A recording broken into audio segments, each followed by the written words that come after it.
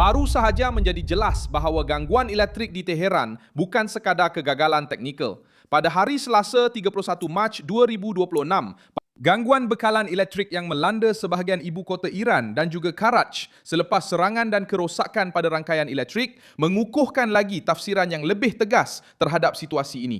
Pengawal revolusi sudah tidak mampu lagi mengekalkan imej kawalan mutlak walaupun di tengah-tengah rejim. Apa yang berlaku adalah mudah untuk difahami tetapi memberi impak yang besar. Sasaran ketenteraan telah diserang, infrastruktur di sekitarnya turut terjejas, dan ibu kota salah satu negara paling tegang di dunia tenggelam dalam kegelapan. Tepat ketika kerajaan cuba menampilkan imej ketegasan, masalahnya ialah bekalan elektrik yang terputus itu berlaku bersama pemadaman digital. Rejim Iran sudah pun memutuskan keseluruhan sambungan internet di kawasan lain.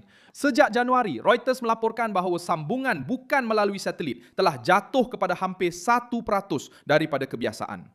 Ini menunjukkan bagaimana sistem bertindak apabila ia tidak dapat mengawal kerosakan, ia cuba mengawal maklumat. Bagaimana ini berfungsi dengan memutuskan komunikasi, mengasingkan penduduk, menyekat penyebaran gambar, dan menyukarkan sebarang reaksi dalaman. Kenapa?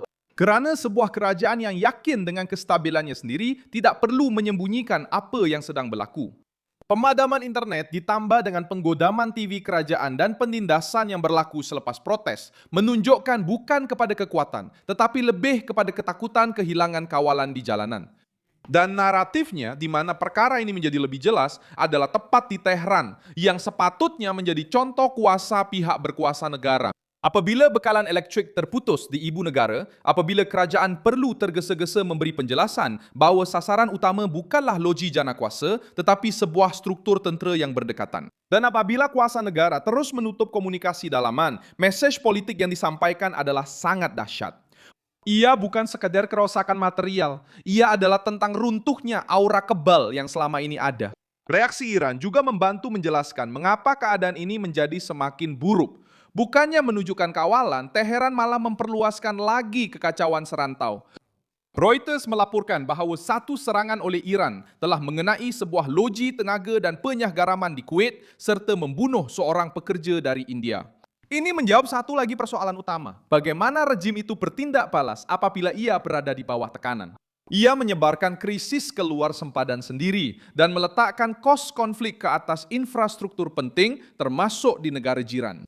Tindakan ini sangat berbahaya kerana air dan tenaga bukan perkara kecil. Ia adalah sasaran yang memberi kesan kepada kehidupan harian, kestabilan dan rasa selamat seluruh rantau ini. Hasilnya ialah sebuah rejim yang apabila ditekan di dalam negara, mula menghasilkan ketidakstabilan yang ketara di pihak Amerika Syarikat. Marco Rubio memberitahu Reuters bahawa operasi itu mempunyai matlamat yang jelas. Memusnahkan atau mengurangkan dengan ketara tentera udara, tentera laut dan keupayaan Iran untuk melancarkan peluru berpandu serta drone selain menyerang kilang-kilang yang menyokong peralatan tersebut. Beliau juga menyatakan bahawa Washington berharap untuk menyelesaikan fasa ini dalam beberapa minggu, bukan bulan, dan tanpa bergantung kepada pencerobohan darat. Walaupun pasukan tambahan telah dihantar untuk memberi ruang tindakan, ini menjelaskan besarnya tekanan ke atas Teheran.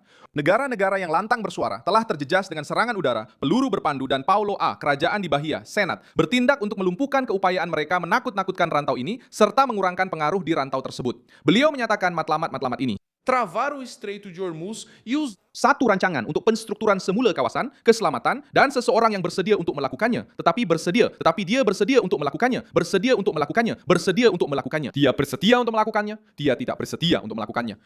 Dia bersedia untuk itu, tetapi orang Iran dan pengawal revolusinya. Dan kenapa?